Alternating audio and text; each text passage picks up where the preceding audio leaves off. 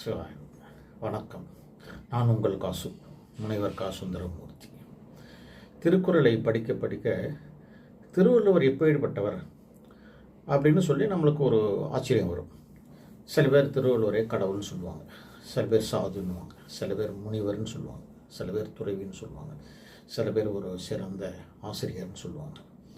அந்த மாதிரி அவரை படிக்க படிக்க படிக்க அவர் எந்த பேரில் சொல்லலாம் அப்படின்னு நம்ம சிந்திப்போம். ஆனால் நீங்கள் எந்த பேரில் சொன்னாலும் அவருக்கு பொருந்தும். நீங்கள் ஆசிரியர்னு சொன்னாலும் பொருந்தும், முனிவர்னு சொன்னாலும் பொருந்தும், துறவின்னு சொன்னாலும் பொருந்தும், கடவுள்னு சொன்னாலும் பொருந்தும். அப்பேற்பட்டவர் இந்த ஆசிரியர் என்ற ஒரு டைமென்ஷனில் அவர் எப்படி இருக்கிறாரு அப்படின்றத பார்ப்போம்.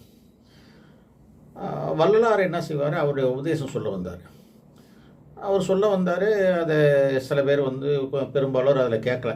அதனால் என்ன பண்ணிட்டாரு, அவர் கடைவிரித்தேன் கொள்வார் இல்லை, க்ளோஸ் பண்ணிட்டேன் அப்படின்னு சொல்லிட்டார். ஆனால் இவர் அப்படி இல்லை. இவர் திருக்குறள் மூலம் நமக்கு உபதேசம் பண்ணுறார். கேட்கலன்னா விடலை, கேளுன்னு சொல்கிறார், திட்டுறார், அடிக்கிறார். கடுமையான ஆசிரியர். ஸோ அதை கேட்காம நீ ஃபாலோ பண்ணாமல் இருக்கக்கூடாது. நான் சொல்கிறது நீ கண்டிப்பாக ஃபாலோ பண்ணணும். அப்போ தான் நீ வாழ்க்கையில் உயர்வடைய முடியும். உனக்காக தான் நான் இதை எழுதியிருக்கிறேன் அப்படின்ற மாதிரி அவர் சொல்கிறார். எப்படின்னா சில சமயத்தில் திட்டும்போது கொஞ்சம் சாஃப்டாக திட்டுவார், இன்டைரக்டாக திட்டுவார். அப்புறம் கொஞ்சம் கோவம் போச்சுன்னு சொல்கிறத கேட்கலன்னாக்கா நீ மரத்துக்கு சமம்னு சொல்லுவார். நீ ஒரு சிலையில் வண்ணம் பூசிய சிலை, நீ ஒன்றால் ஒன்றும் புண்ணியம் கிடையாதுன்னு. அப்புறம் நீ விலங்குக்கு ஒப்பானவன் அப்படின்னு சொல்லுவார். இன்னும் கொஞ்சம் மேலே போனாக்கா என்ன சொல்ல, கடுமையாக பேசுவார், மிக கடுமையாக பேசுவார். நீ இருக்கிறத விட சாவுடா அப்படின்னு சொல்லுவார். இப்படியெல்லாம் திட்டுவார்.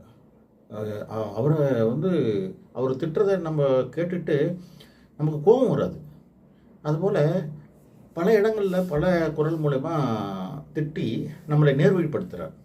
அந்த மாதிரி இன்றைக்கு ஒரு சின்ன ஒரு விஷயத்தை பார்ப்போம்.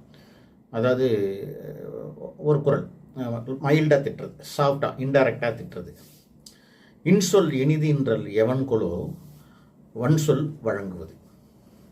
அதாவது என்ன சொல்கிறாருன்னா, மற்றவங்க உங்கள்கிட்ட இனிமையாக பேசும்போது உனக்கு சந்தோஷமாக இருக்குது, இனிமையாக இருக்குது, மகிழ்ச்சியாக இருக்குது இல்லையா? கேட்குறாரு. ஆமாம் அப்படின்னாரு.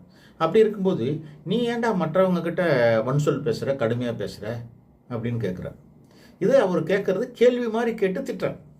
இப்போது இதை நாமெல்லாம் இன்னைய சூழ்நிலையில் அந்த குரலை படிச்சுட்டு நம்ம பொருள் சொல்லணும்னா, இன்சொல் இனிதின்றல் எவன்கொலோ வன்சொல் வழங்குவது அப்படின்ற அந்த குரலுக்கு நம்ம எப்படி சொல்லுவோம்? ஏண்டா மற்றவங்க உங்கள்கிட்ட இனிமையாக பேசும்போது உனக்கு இனிக்குது இல்லை, சந்தோஷமாக இருக்குது இல்லை, மகிழ்ச்சியாக இருக்குது இல்லையா, அப்படியே கௌரவமாக இருக்குது இல்லை அப்படின்னா நீ ஏன்டா மற்றவங்ககிட்ட வன்சொல் பேசுகிற மடையா அப்படின்னு சொல்கிறோம் இல்லையா? அதுதான் அந்த குரல். அடுத்த குரல்